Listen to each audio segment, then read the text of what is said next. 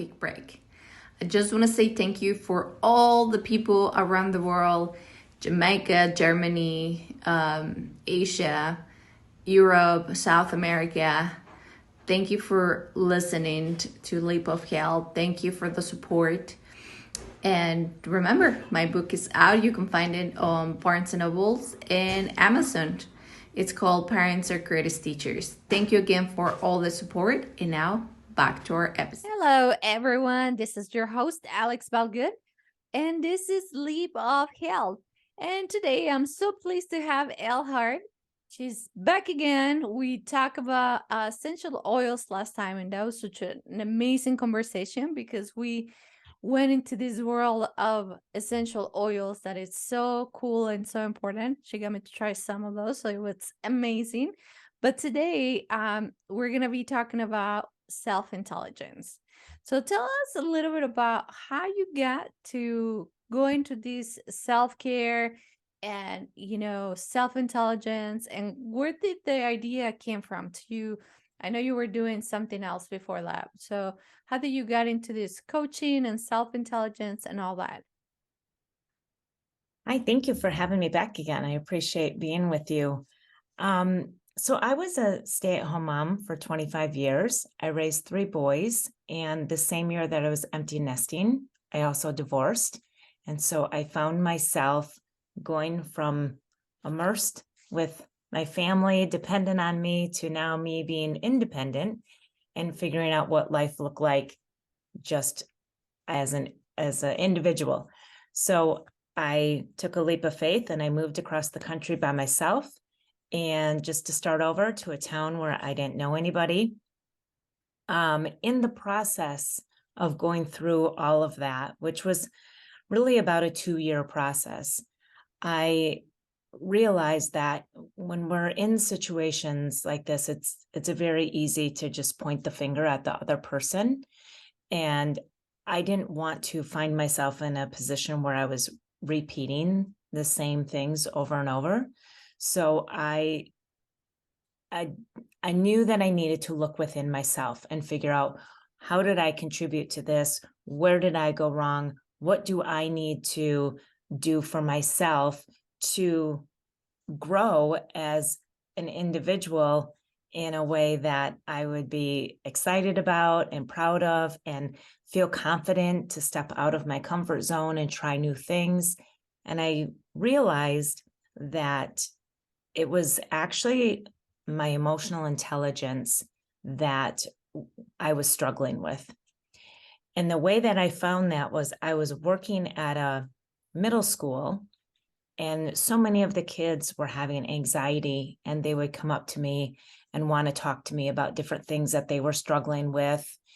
And they found a connection in me and the practical solutions that I was offering them, the way that I connected to them in a way that maybe their teachers weren't and their parents weren't, but yet I didn't get involved in their drama, try to be their friend. It's more like a mentor or, some guidance for them.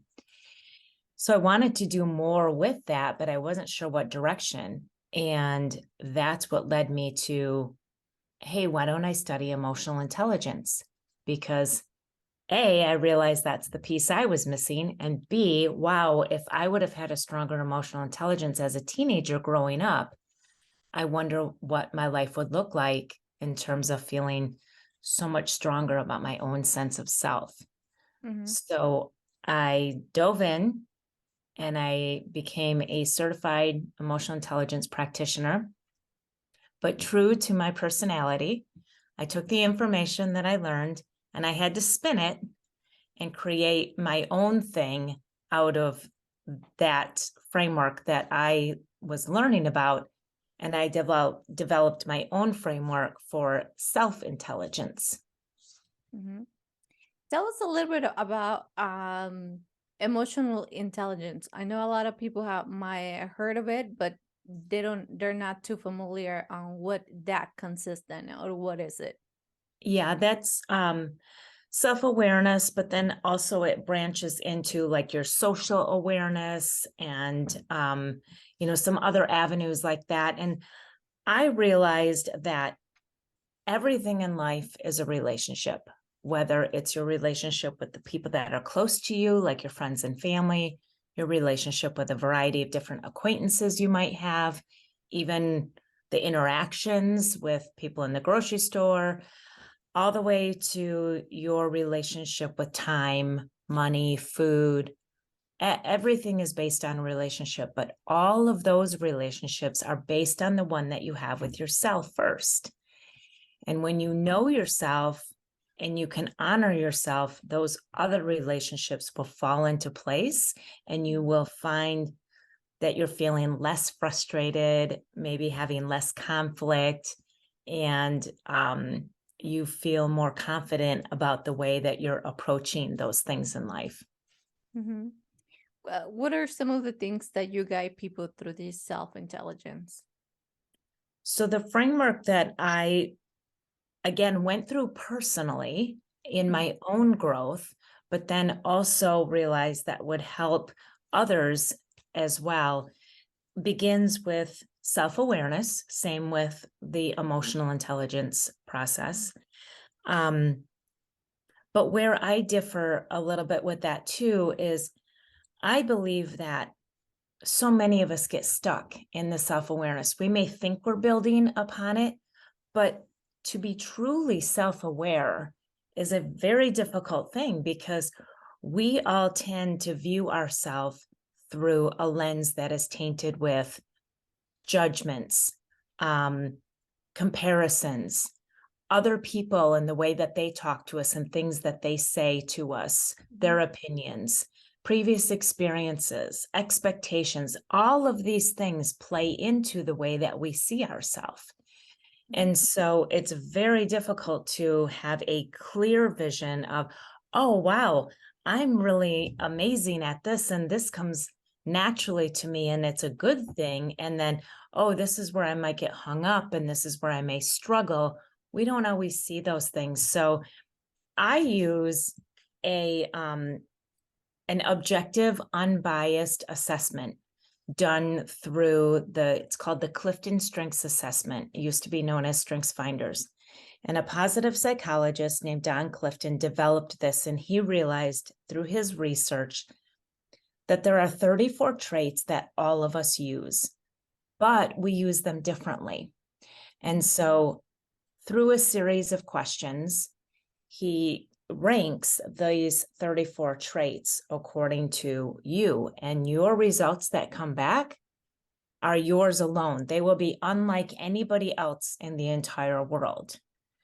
So it really gives you, and it doesn't, somebody I was having a conversation with today said, oh, that sounds just like this other assessment that my son did. And when she went on to explain it, that assessment was set up to really tell you what type of career you should do. And if you should be a doctor, if you should be a lawyer, like things like that.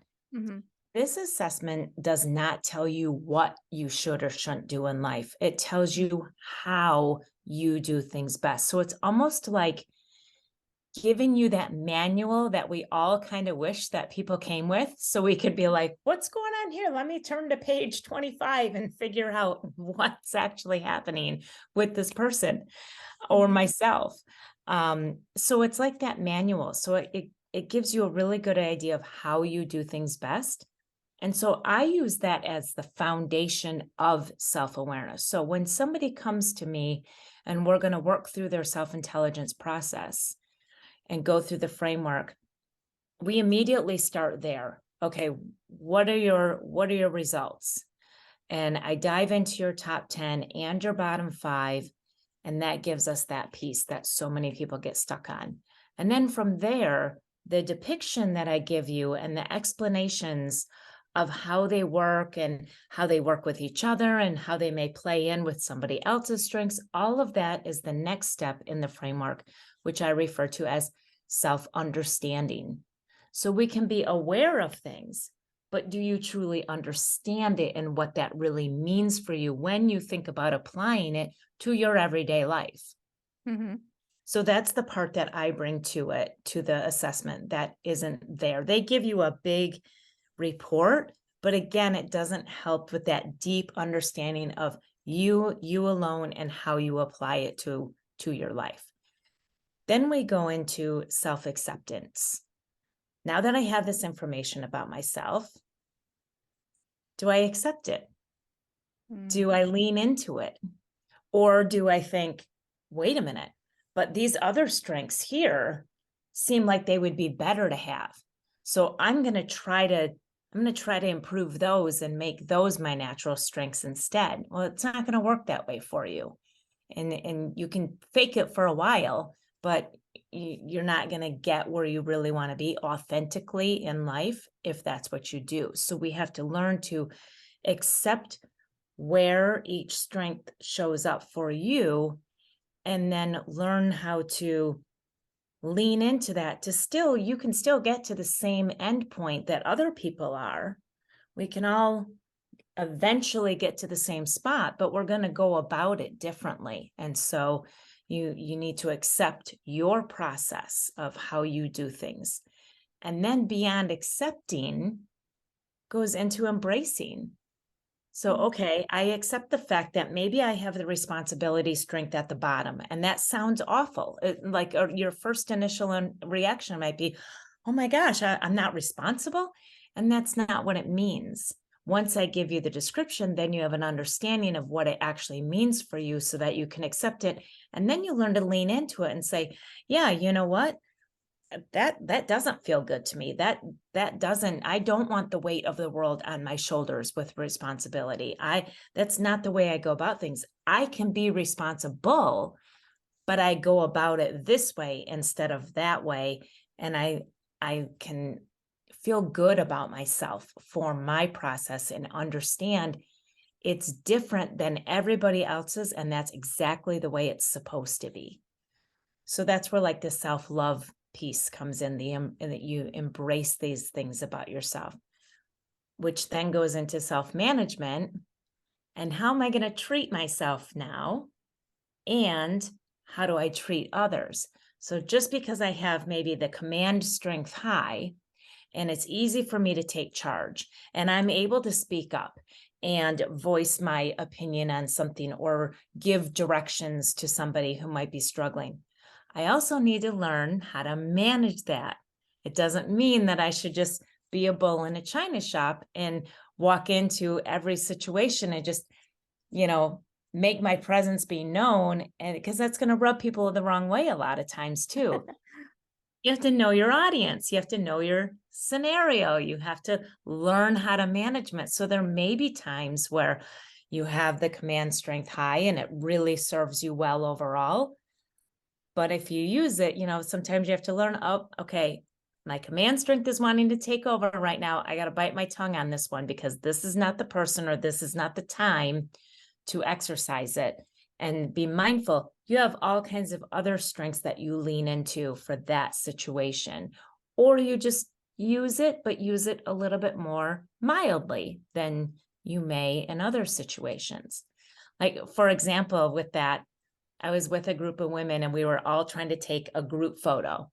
And you know how our women are, right? Chat, chat, chat, chat, chat, chat. Nobody's really paying attention. We're not really standing where we're supposed to be standing. And there's this poor woman standing up on a chair with, phones ready to go, and nobody's paying attention and getting, grouped up for her. So one woman was like, hey, everybody get down, you squeeze in, you do this. And she just took control and put everybody where we should be. And then afterwards she was like, oh my gosh, I shouldn't have done that. I'm so obnoxious. Like that was too much or whatever. And I'm like, no, to me, you used your command strength at exactly the right way at the right time, because we needed this, or we would have been standing here for another 20 minutes until we got this photo taken. So that's the self-management piece and learning how to use it with other people. And then we go into the self-empowerment piece, which is huge for me. That's the ultimate goal, because for so many years in my life, I felt like I swung on a pendulum between feeling powerless, and a lot of times that was by willingly giving my power away, or even sometimes by coercion. And then I would get frustrated. And then what do? we go the opposite and we try to become too powerful and take control. And if I'm feeling powerless, but I don't want to anymore, I'm gonna try to exert my control over you and this situation and that situation. And all that does is leave everybody feeling frustrated and annoyed and cause conflict. So there's the sweet spot in the middle of empowerment where we have control over ourselves and we realize that's the only person we're supposed to have control over, and that nobody else is supposed to have control over us either. So we all keep in that central zone of self-control, which leads you to be empowered with the way that you go about your life. And that is my self-intelligence framework. No, and I love that. I think a lot of the, like, pretty much the whole way you walk us through a process, which is really great. And I love that you base that on emotional intelligence, because I feel like, I think I read somewhere where emotional intelligence was more important in just in life in general than having a higher IQ, because right, and Yeah, because absolutely. It's actually the Forbes came out with a statistic that Mhm. EQ, or emotional intelligence, accounts for 80% of success in life. Mm. Yeah, so you're right. Yep. Yeah, it was super high above IQ, just because, as you mentioned, with emotional intelligence or self-intelligence, you are uh not outsmarting anyone, but you're actually connecting with the reality. You're connecting with people. You're being aware of a lot of the things, and not imposing yourself, but really being aware of the whole situation, what's happening, how are you reacting, what's going on, and all of those things. I think it's great, and I don't think a lot of people thinks much of that. People are too hung up maybe on, like, we need to study or we need to do certain things, and we forget, especially I felt nowadays in the society that we live, especially with younger generations. I feel like they're missing out within this skill, which is emotional intelligence, or the way you call it, self intelligence, because they don't get to connect much. They don't Right. get to experience a lot of things in their environments with, like, other people, and things like that. So I think it's just, it sucks, and it's almost um, you know it's just terrible for their development. Walk us a little bit on maybe yourself, on how do you walk yourself through all these steps? How does these steps, because listening to it, we're like, okay, yeah, I know what to do, I know that's the next step, I know that's the next step, but how does all these looks in real life and real time? How, just to give us some sort of a better understanding, how does this looks? Yeah, well, it's one of those things that I don't think you ever, quote unquote, achieve it. It's just something that you implement in your everyday life. It's going to be there every day going forward for you. It's something to be mindful of. So just like anything else, you'll probably, and I do for sure, have my good days with it and have my not so good days with it. There are times that I still beat myself up about things, and I struggle, or maybe I don't really manage things, as good as I could have. There's a big difference between reacting to something and responding to something. Reacting is when you have a low self-intelligence, and responding is when you have a higher self-intelligence. And there are moments and things that come at us that might, spark you, and boy, you're just going to react to that instead of think through, take a breath, calmly lean into your strengths, remember who you are and how you do things best, and respond to it.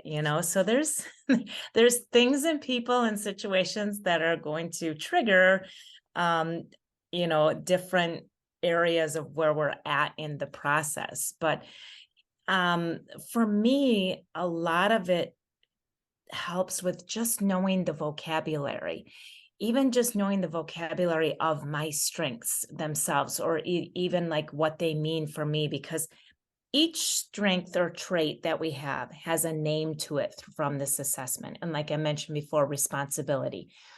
One of the first things that I teach my clients is that, first of all, there's no good or bad strengths. So it doesn't matter which one shows up for you.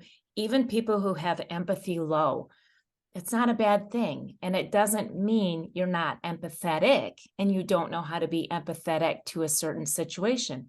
It just means that you don't naturally sense how other people feel.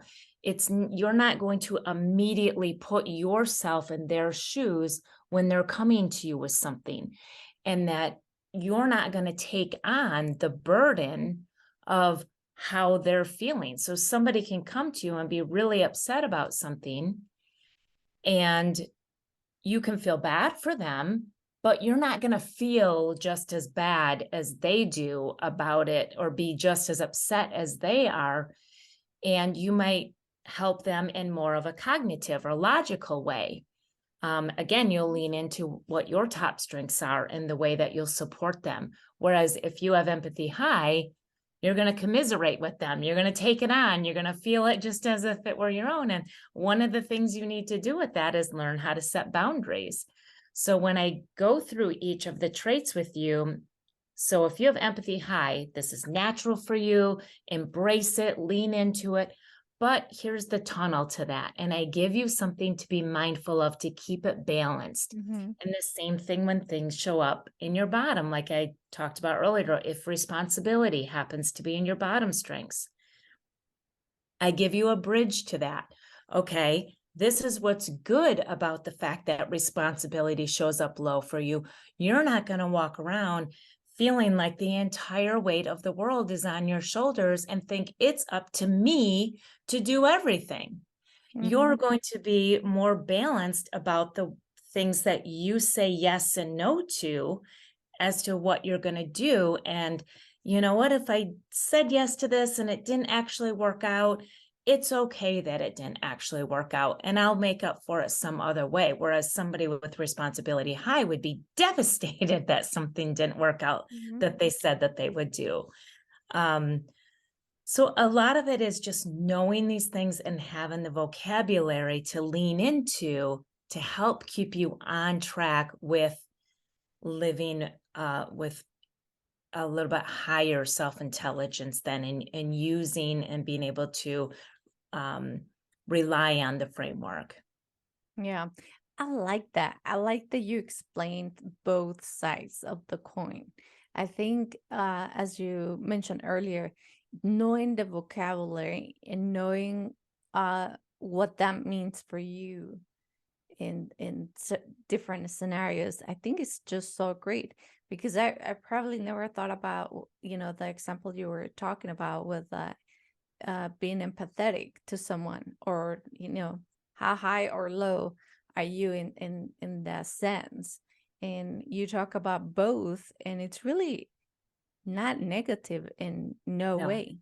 You will help people in a different mindset than if you're totally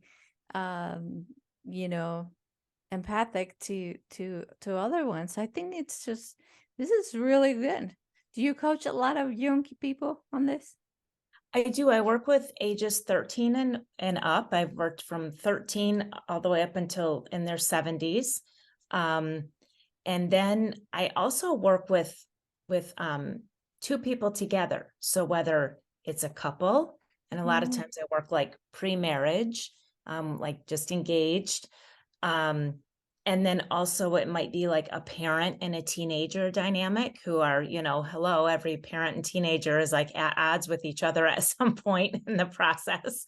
So let's help you guys, figure things out. So like the example I give for that is, I've had a couple, a parent and a teenager that I worked with, and the parents both happen to have the maximize your strength high in their top like 5 or 10. It was high for them, But the teenager, it showed up low for him. And so I explained to them. So what I do is I take all 34 traits and I literally go side by side and say, it's here for you, here for you. This is what it means. So with that one as an example, all right, mom and dad are always going to think that no matter what goes on, it can always push for better. And it's just, that's their natural drive. And they see that in other people because it's an influencing strength. So they want desperately to pull that out of anybody in their life. But when teenager has it low, when parents exercise maximize their strength, what the teenager usually hears is, I'm not good enough. I'm never going to measure up to you. I'm never going to be as much as you want me to be, which is true because maximizers always want to keep pushing, pushing, pushing. And so it's so good for them to know that and understand that about one another. So the teenager can learn, hey, I'm not going to take this personally. When mom and dad say, oh, great, a 90% is awesome, but what do you need to do to next time maybe get it to up to like a 98 or, push for that 100 next time? And you're like, oh my gosh, you know how hard I worked to get this 90 and it's not even, okay, I need to push for the 100. Are you serious right now? And then, hello, shut down, slam doors, whatever it might be. Yeah. So this way, when you understand that about one another, you can be like, okay, I got it. That's mom and dad's maximizer coming out. But then also mom and dad can look at it and say, hey, this doesn't mean that my child is lazy. It doesn't mean that they don't want to further themselves in life or get to a next level. It just means that is a stress point for them and they're going to get there using their other strengths. And then we can lean into what teenagers' top strengths are and say, hey, teenager happens to have responsibility high. So that's the way that they're going to propel themselves further in life is by taking on responsibility and making sure that they show up for what it is that they're supposed to do, not because they have to keep pushing to that next level. So all of that just helps reduce so much frustration between people. Yeah, and I mean, this is awesome. I will say for all listeners that either are gonna get married or have young kids that we don't come to this world with the manual. Nobody knows what each other's were thinking or feeling or anything like that. So I think this is a really awesome way to kind of like see two individuals and be like, okay, these are your strengths. You're not the great strengths, but let's talk about it. Let's see how can we work together. And this is great. It just made me think about it right now. This will be awesome, great for people that manage other people too. Yes. Yep. I talk a lot about the personal relationships, but I also work in the professional relationship world as well. Coworkers, managers. And in fact, the CliftonSrengths actually is utilized, I think, primarily in the corporate setting. And when a Gallup coach comes in and works with you, they primarily just talk about your top 5 then, and they try to match people up for teams in terms of their top 5. But again, I feel like the mentor that I learned all of this from, his name is Eddie Villa. He has a coaching business called Unleash Your Strengths, and he is just amazing the way that he gives such a deeper perspective of them and how they can affect your lives. So I've studied under him, and he's right. The bottom 5 are so important to know about yourself as well. In fact, I was just having a conversation with somebody. Her and I are running a meeting together, and we're going to be teaching about a particular subject. And so we were talking about how that meeting was going to look and how our presentation was going to go. And I'm like, well, we'll talk a little bit about this, talk a little bit about that, and then feel out everybody and see how they're responding. And then we'll know which direction to go. And I could see her face immediately. And I was like, and I happen to have her list of all of her 34 strengths. And so I pulled them out. I'm like, Oh my gosh, adaptability is your number 34 strength right now. So this go with the flow mentality, this flexibility that I'm talking about is giving you heart palpitations. She's Oh, like, yes. yes, I just broke out in a sweat actually. I'm like, okay, I got it. You're more disciplined. You need to have a schedule. You need to have a plan. You want to make sure that they walk away with something. Got it. So we can yin and yang this together. And I'll present and come at it with this idea, and then you can come in with this. And we're like, oh, that's going to work out perfectly. So good. But had I not known that about her, we would have had a disconnect. Yeah, this is just great. You know, how great it will be that everybody walks around with that list of 34. Right? Yeah. Exactly. And it's funny too, even if you don't know, but you understand them, you can pick up cues Mm-hmm. on what people's strengths may or may not be. Like I said, the minute I saw her face, I was like, "Ooh, this doesn't seem like it's resonating with her." So even if I didn't have her Mm-hmm. list, I probably would have, been able to tell adaptability was not her strong suit. So Yep. you can start to pick up. It helps to know, and it makes that a much faster process for you, but you don't necessarily have to. Yeah, no, for sure. And that's where it comes to the emotional intelligence and pick up cues of Mhm. how others are reacting to things. And I think Yes. that's so valuable because in cases like that, when you're interacting with someone else and picking up on these cues, as you mentioned, it will make the that relationship, that situation, uh, way better. Yep. And I Yep. think Exactly. that's just awesome. But I love this. I'm gonna do this 34. I'm very intrigued about all this. I think it's awesome. But would you give us another example on how these two have you seen it with your clients or with yourself? I think it really helps as the audience, at least for me too, to see these examples of like, oh yes, of course, Mhm. we need to see these things. We need to pick up on these things because I think this emotional intelligence and self-intelligence is one of those things that we feel like we know, but then when we're in those situations, we're like, I don't know what's happening. I don't understand why you're not following me. I'm telling you, we can just wing it and it's gonna happen, right? Yes. Yeah, I think we get too hung up on like, no, let's do it this way, and we forget to pick up on those cues. So I feel like by hearing you saying all these examples, it really like right now it's giving me a lot of ideas. Like, oh yeah, I could use it like this. I could use it this way. With kids too. I think that was great too. So I think if you can give us a couple more examples of how you see your clients or where they've used it, I think it's so helpful. Yeah, absolutely.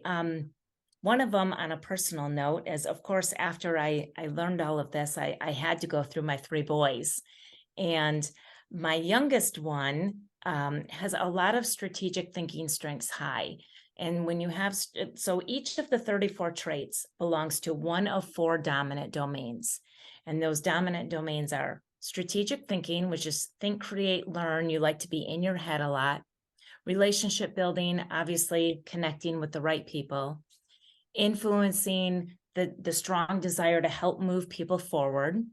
And then executing, you want to get things done the right way. And so he has a lot of strategic thinking high for him. And so he could lay in bed all day with an iPad and just be on the iPad. And of course, I would go in there and I'm like, what are you doing? You need to like be productive and you need to get up. And how come you're not doing anything? And he's like, I am. I'm like, how? You're laying in bed. How can you tell me you are? And this was like, the teenage years. Had I known then what his strengths were and realized that he was being productive. He was researching and learning and creating things and thinking things through and processing. And that's productivity for him. Whereas activator is my number 2 strength. You do, and then you think, you know? And so I'm like, I don't understand, you know? And so now when I deal with him, I realize, okay, I may think that here's what you just need to do. And I can't put that on him because he has to go through his own process. He has to mull it over. He has to research. He has to pull in a lot of stuff before he feels comfortable. He has self-assurance high. He thinks he has all the answers. So I have to understand that that is his process. So even this summer, I was trying to talk to him about a certain situation. And I was like, okay, I'm going to talk to you as if you were my client right now instead of my son. So I'm putting on my consultant hat and taking off my mom hat. And I went through, and as I did it, I'm like, oh, damn, you are following your own, you're honoring yourself with what I'm trying to change in you right now. So everything I wanted to tell you, I'm not going to tell you because I understand that you have to come to your conclusion at your own time through your own way. And you are being you right now. And I respect you for that. And I love you for that. Even though it's giving me like gray hairs and sleepless nights. Oh, that's great. As a mom, I had to realize. So that's one example. And then another, I'm just going to keep using my kids here, just to keep my, I guess, my clients' privacy. This is and great.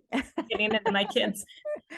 But my oldest son and his fiance both have the deliberative strength high, which means that they naturally overthink things and they need to go through their pros and cons list. And it takes them a while to be able to make a decision. Now, most of the time when we're studying personal development and things of that nature, we always hear how overthinking is a bad thing. And that's naturally, you know, we're told, don't overthink, don't compare yourself, all of this stuff. Well, I tell you, take everything you read with personal development with a grain of salt until you know what your strengths are, because then you can pull out the things that fit you and leave the others for, you know, leave the rest for somebody else. So overthinking actually does serve them well. Now, again, to a certain extent, right? So I told them, like, okay, if you guys may have trouble deciding on what restaurant you want to go to. And they both started laughing because they're like, yeah, that's like an issue almost every weekend when we're going to go out. You know, what are we going to go do? And they're both overthinking and they're coming up with their lists and their reasons why and why not and the whole thing. And I'm like, okay, that's good. It serves you well, but it can cause you to get stuck, obviously, then too. So take all your favorite restaurants, put them on a piece of paper, throw them in a hat. And when one of you doesn't have a definitive, you know, have gone through your own process and you have your answer, grab one out of the hat. This is where we're going. Boom, decision made for you.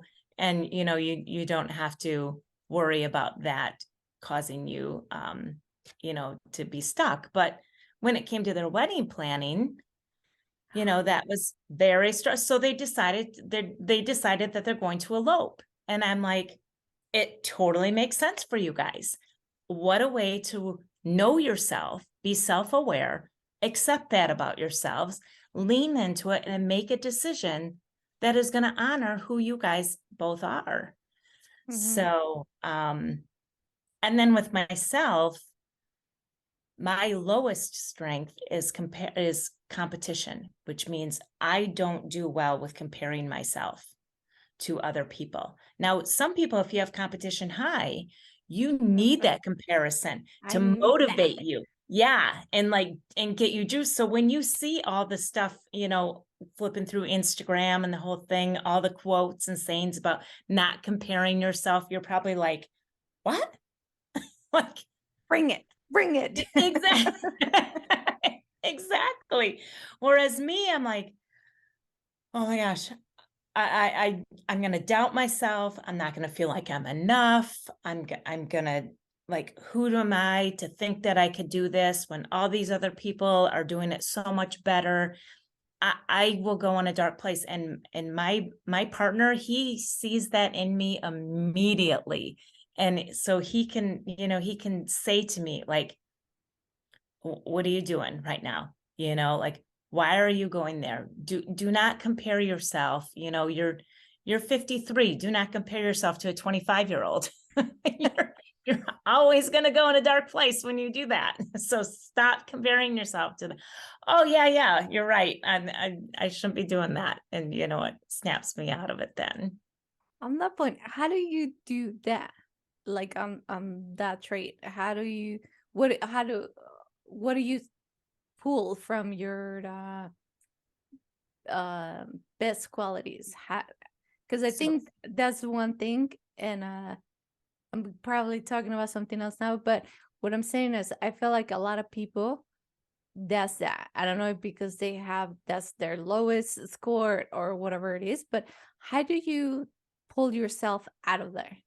What are you how your strengths help you to be like, no, because to me, I'll be like, bring it.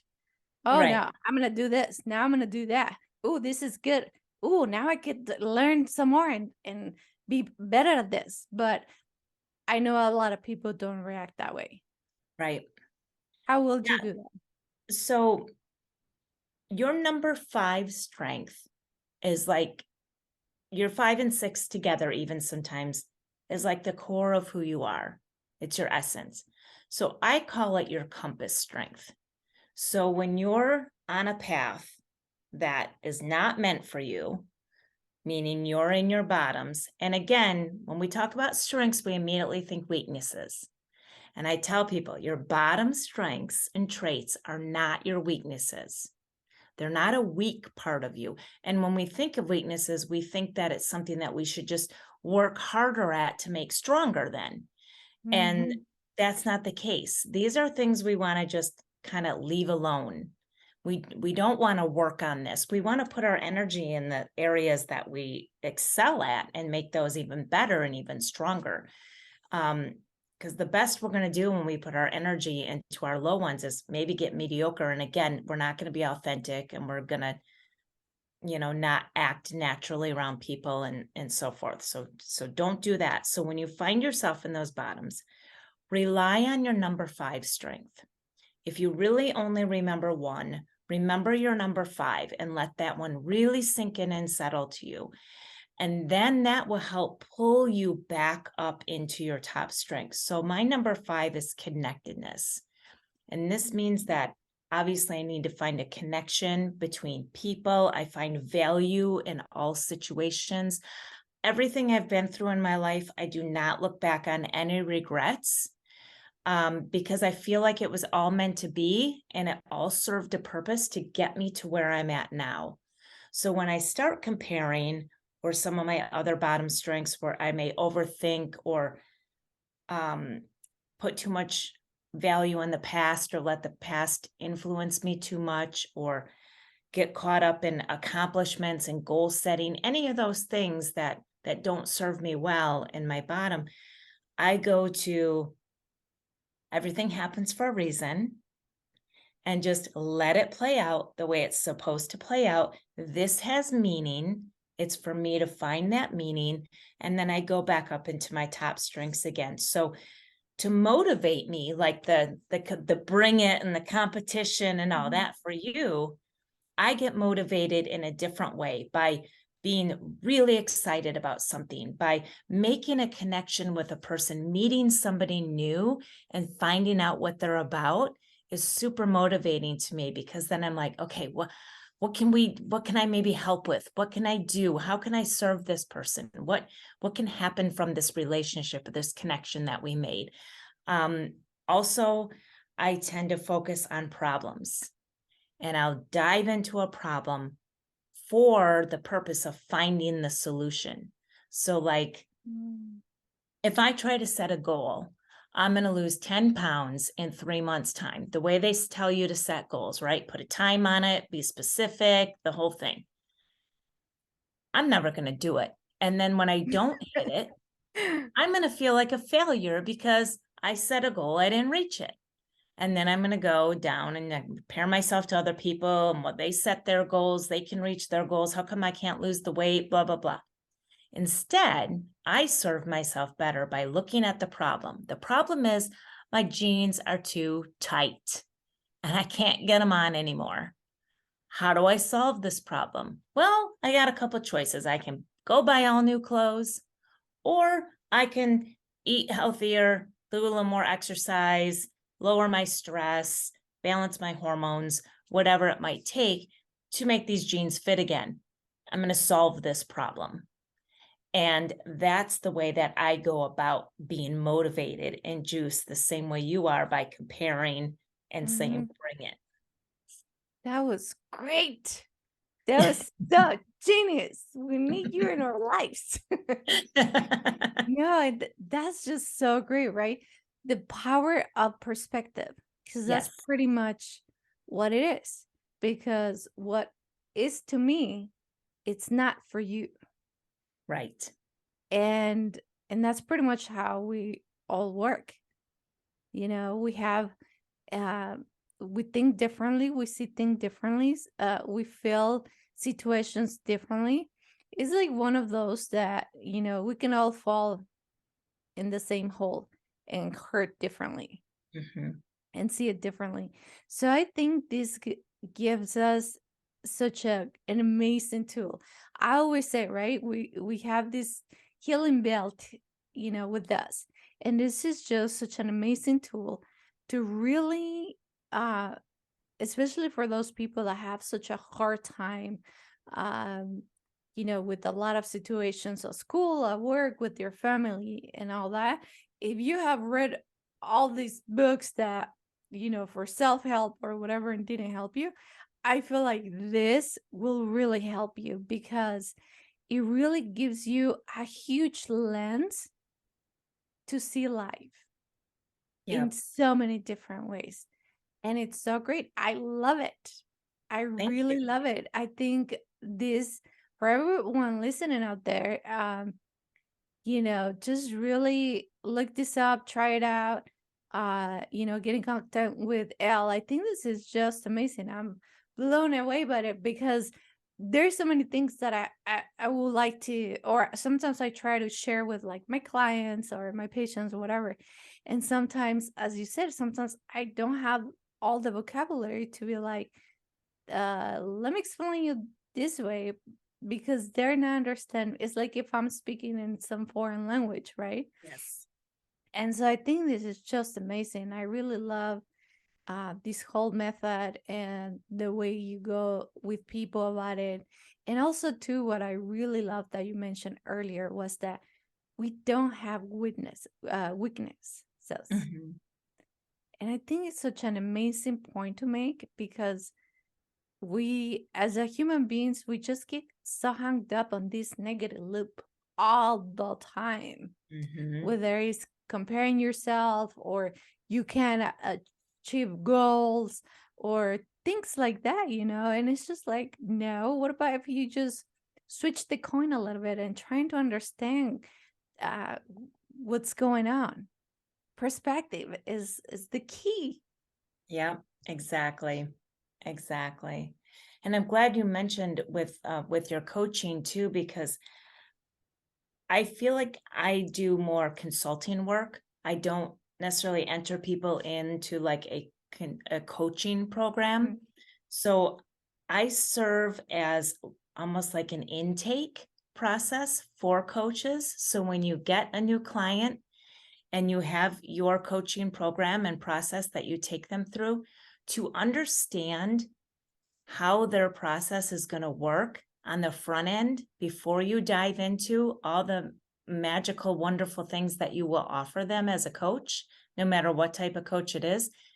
To understand these things about them is going to help that process so that they're successful and you're successful all at the same time, even more, instead of, I don't understand why. And that's one of the things that I try to like negate as much as possible in people. I don't understand why you didn't, do all the things that I told you to do to improve your health or whatever it might be.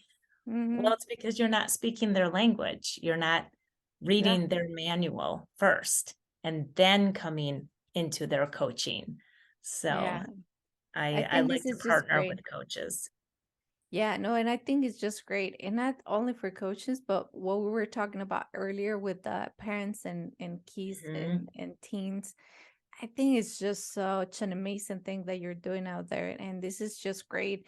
As I said earlier, this is just one other thing that you can do to improve so many things in your relationships. And it's great. Thank you. Yeah, no, I loved it. I think this conversation was just so amazing. Thank you for sharing of your family with us. Of course. That was awesome. I really feel that giving us those examples, it makes us really think about the work that you do and how this works. Because now we have a picture of like, oh, what about if you do this and they say that, or how you react to things. I think that was such an amazing thing to really paint that picture for us to understand how is all the work that you're doing out there. For anybody that would like to get in touch with you, where can they find you? They can find me at on my website, feelempoweredeveryday.com. And I also have a solo podcast on Spotify, Feel Empowered Every Day. I have a book available that is in bullet journal form that is all about the self-intelligence process. You can find that at Amazon, the Feel Empowered Everyday Bullet Journal. So basically anywhere at Feel Empowered Every Day. Yay. I will put all your information on the show notes for anyone that wants to like buy your book, listen to your podcast, or work with you. I think I love this. I'm so happy we talk about this. I think it's such an important topic and such an amazing tool for anyone out there listening that they can use in so many ways, whether it's at work, in their relationships with their kids, um, their coaching, patients, friends, anyone. I think this is just great to just make life so much better. So thank you again for being here today. And I will put all your information on their show notes for anyone listening. If you need to know any more about my show, you can find me on alexbalgood.com. Instagram, Facebook, YouTube, Twitter, pretty much everywhere. Remember, also my book is out and you can find it on Barnes and Nobles and Amazon. It's called Parents Are Greatest Teachers. Thank you everyone for listening today. Thank you all for all the information and the fun stuff that you share with us. Thank you. I really, really enjoy chatting with you. Thank you. Thank you. And everybody, please have an amazing day today.